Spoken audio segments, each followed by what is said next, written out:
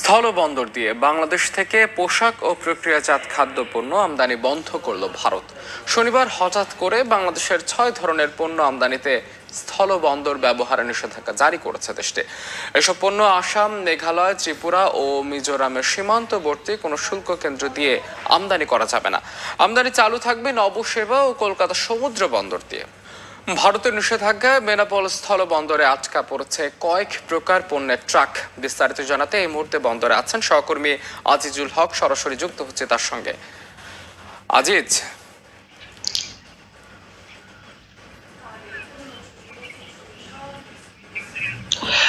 বেনাপোল স্থলবন্দর দিয়ে ভারতের সাথে যে সমস্ত রপ্তানি বাণিজ্য হয়, এই সমস্ত রপ্তানি বাণিজ্যের মধ্যে বড় একটি অংশ রয়েছে হচ্ছে গার্মেন্ট শিল্পের তৈরি পোশাক।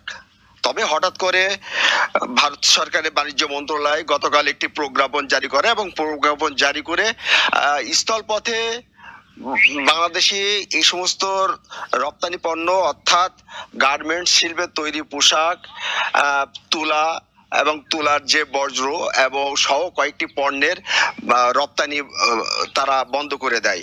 এবং এই বন্ধ করার পরে কারণে কিন্তু বিরূপ প্রভাব পড়েছে বেনাপোল বন্দরে।